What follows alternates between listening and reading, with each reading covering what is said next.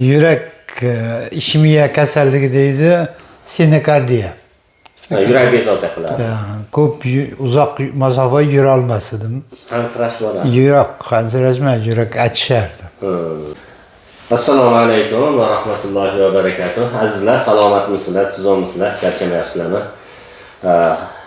Har doimgidek bizni efirlarimiz, videolarimiz yaxshi tabiblar va ana shu tabibdan davo topayotgan bemorlar bilan suhbat bo'ladi.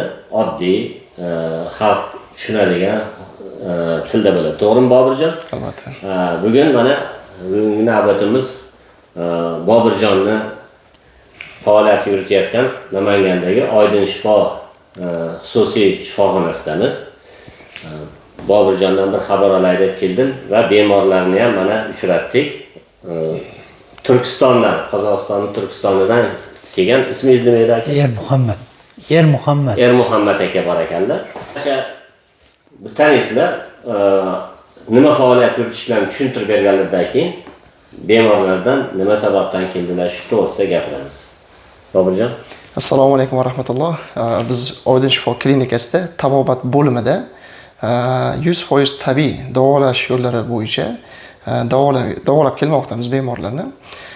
Asosan bizning davolanish tartibimiz tozalov yo'li bilan ari chaqtirish, hijoma qilish, zuluk qo'yish, professional massaj qilish, skipidalniy vannalar qilish, 24 xil fiziologiylar qilish orqali davolanadi bemorlar.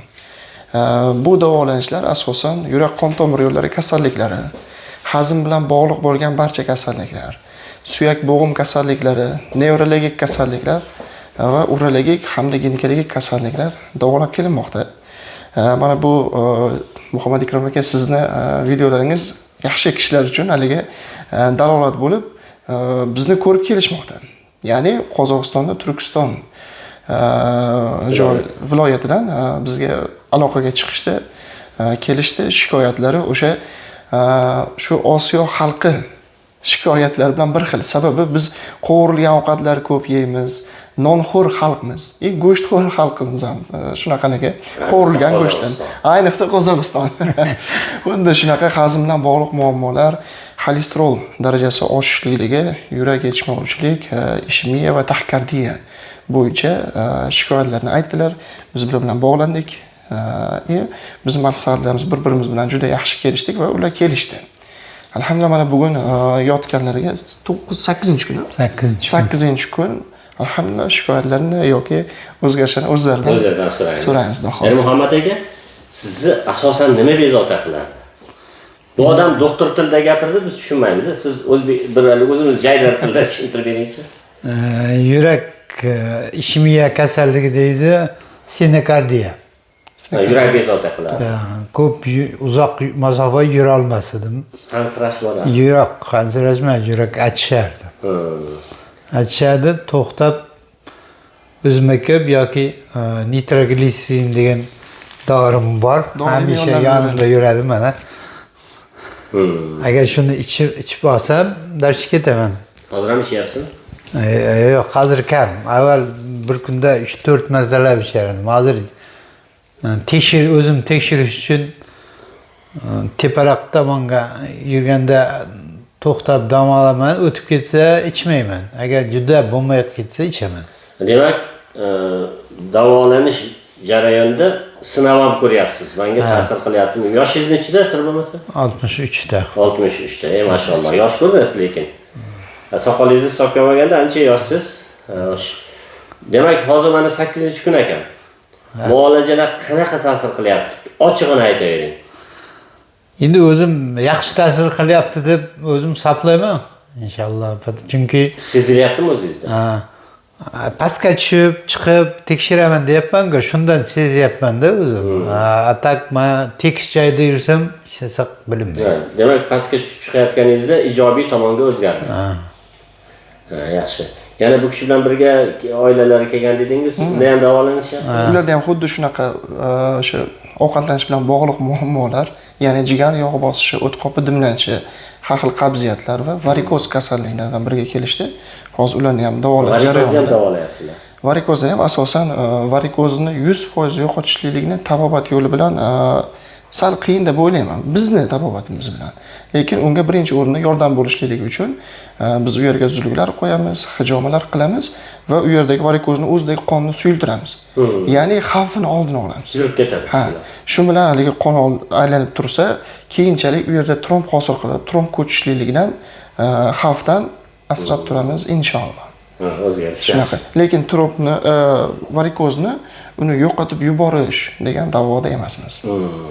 To'g'ri aytdingiz, chunki 100% degan narsa o'zi qiyin narsa bu. Gapirish oson, Uddasidan chiqish qiyin narsa. Lekin har bir kasallikni davolanishida vaqt talab qiladimi yo bugun keldi ertaga tuzaladimi? Yo'q, tabobat yo'lida bizni berayotgan dori-darmonlarimiz, qilayotgan muolajalarimiz ta'sir qilishligi uchun ma'lum bir vaqt kerak. Bizda parhezlanish bilasiz, parhezlar o'sha har kunlik ovqatlar, salatlar, soklar, suyuqliklar bilan birgalikda bo'ladi. Va 5 kundan keyin biz dorilarimiz ta'sir qilishlikni boshlaydi. U degani bizda 10 kunlik rejimda 5-kundan bizdan foyda kutishadi inshaalloh. Bu yerdan tushgandan so'ng 15 kunlik ularga parhezli rejim qo'shimchasiga biz dori-darmonlarimizni ham berib yuboramiz.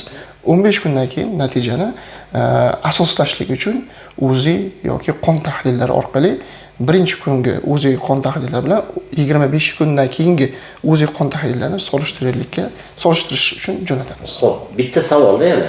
Ba'zida siz ko'p gapirasiz deydi. Savol bermasam tabib gapirmaydi. Tabiblar o'zi kam gap bo'ladi-da. Men gapirtirishga majbur qilaman, gapirishga. Xo'p, bitta savolda bemor shikoyat qildi.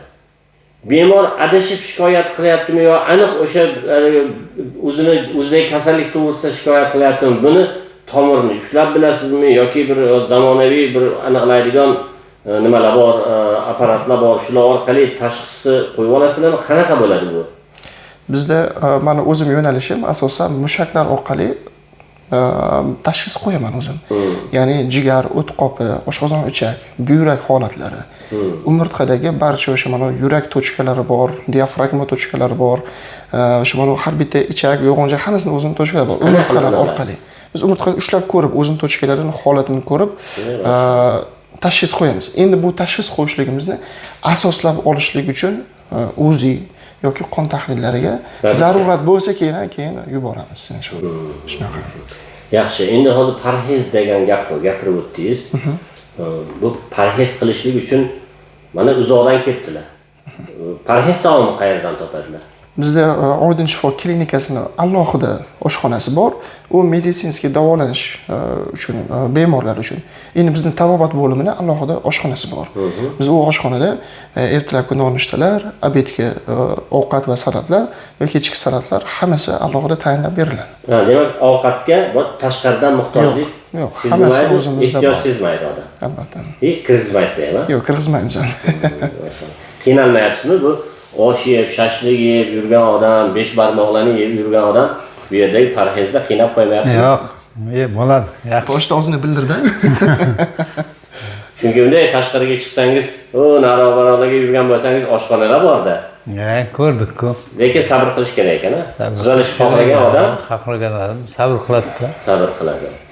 Demak, ijobiy, boshqalarni ham tavsiya qilasizmi? Borgandan keyin qarindoshlarga ham tavsiya bemalol bera oladigan darajada davolanyapsizmi?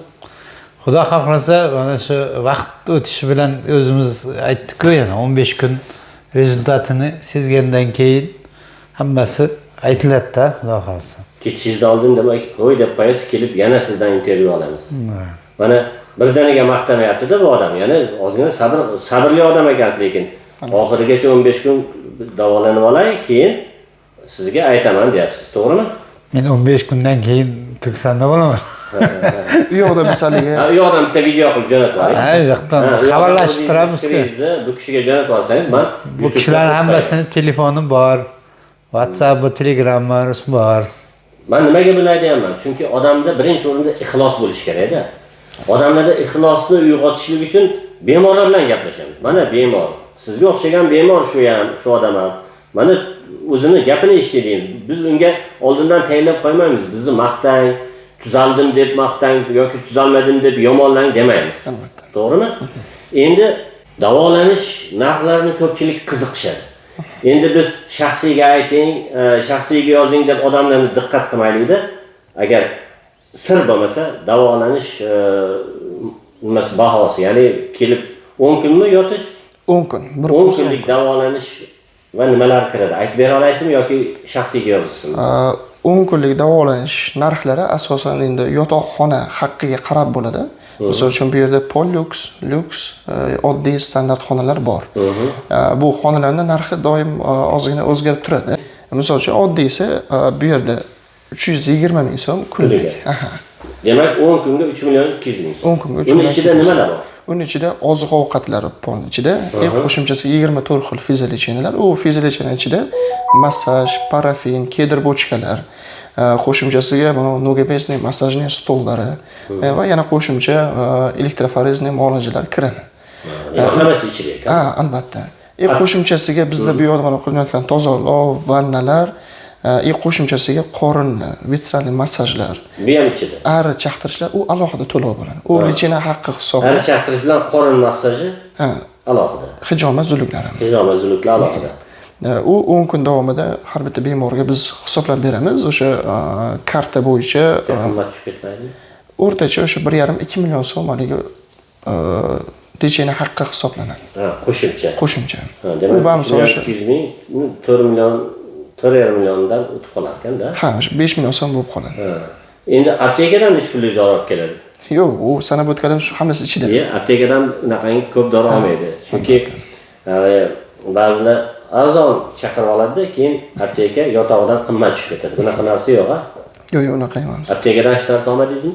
Yo'q, bizlar kerak. Maşallah. Yaxshi. Chunki hozirgi kunda albatta pulning qadri tushib ketdi, boshqa bo'ldi deymiz, sog'liq birinchi o'rinda turadi-ku. Bizda o'zbeklarda bir odat bor-da, bir to'y, to'noq, bir haligi restoranga chaqiradigan bo'lsak, 5-6 millionni ko'rmagandek sarflab yuboramiz. Lekin davolanishga 4 million ketadi, 4,5 million ketadi, voy-vo deymiz. To'g'rimi? Bu aslida teskarisi bo'lish kerak. Albatta. 5-6 million so'mlik ovqat yeymiz desa, "Voy, to'xtang, ozroq yeylik, sog'ib yuramiz." Undan ko'ra bir sog'lig'imizni tiklashlikka ham sarf qilaylik deyish kerak-da. Nima dedingiz, aka? To'g'ri. Mazmunli suhbatingiz uchun rahmat. Azizlar, mabodo davolanamiz shu odamda deyiladigan bo'lsa, men albatta ekranga telefon raqamlarini yozib qo'yaman. Avval telefonda o'zingiz dardingizni bemalol aytasiz Bobirjonga. Bobirjon bilan gaplashasiz, maslahatlarni olasiz. Telefonda maslahat berishlik bepul. Telefonimga pul tushib qo'y deyilmaydi. Kelsa maslahatlar bepul. Kelsa ham maslahatlar bepul ekan, maşallah. Namangan shahrida Axsikent dahasida Oydin shifo deyilsa 7 yoshdan 70 yoshgacha hamma biladi. Bundan tashqari xudo xolasa izohlaringizga Bobirjon o'zlari javob yozib turadilar. Biz shu shart qo'yamiz tabiblarga. Har deb haligi tabobatga nima qilmasdan ozgina mana izohliga ham qarab turinglar. O'zingizlar javob yozsanglar, chunki bir kishi umid bilan yozadi. Umid bilan bir narsani so'raydi. Shularga inshaalloh mana bu kishi Bobirjon javob berib turadilar. Sizga ham rahmat, Alloh komil shifo bersin. Safarlaringiz Alloh xayrli, barakotli qilsin, umringiz bundan ham uzoq bo'lsin. Mendan kichkina sizda yurman, men 60 ga kirdim-da. 60 ga kiribsiz. Men yaxshi uka devorman, odobsizlik bilan. Mayli, bizga nasihatinglar yo'qmi? Endi xudo xolasa hozirda o'zgarishlarni eshitdik. Endi 15 kundan keyin bularning analiz qog'ozlarini eski va keyingi holatlarni tekshirib, yana bir inshaalloh muxlislarga ko'rsatamiz. Mana shu yaxshi narsa. Hozir aytganlaridek o'sha u yoqqa borgandan keyin 15 kundan keyin natijani ko'ramiz. Oldin baribir analiz qog'ozlari bo'ladi. Boshida bo'lgan. O'zi qog'ozlarni olganmiz. O'zi analiz qog'ozlarini sizda olib qolasizda, nimasini nusxasini, keyin bular yana yangi tushib turib jo'natsalar, ikkovsini taqqoslab alohida bir ko'rsatuv qilamiz. Albatta. Bo'ladimi shunda? Ha, xudo xolasa. O'zlari ham shuni ko'radilar, xudo xolasa. YouTube kanalimizga kirib, bir tomosha qilib turinglar. Duo qilib turinglar. Alloh taolo barcha bemorlarimizga komil shifo bersin. Qo'li yengil shifokor tabiblarimizni umrlarini uzoq qilsin, xalqimizni xizmatda charchamasinlar. Alloh salomat qilsin. Rahmat sizlarga. Shu Oydin shifo ma'muriyatiga ham rahmat. Shunaqangi chiroyli, go'zal sharoitlarni yaratib qo'yishdi mana shu palatalari. Ichkarida ham bor, mana kelinglar. Bunday qilib ko'rsatib, bu hali odam yotmagan ishni mana yig'ishtirib qo'yishgan. lekin juda ham shinam, juda ham go'zal konditsionerlari bor. Hammasi ozodagarchilik, juda ham joyida. Mayli, salomat bo'linglar. Assalomu alaykum va rahmatullohi va barakatuh.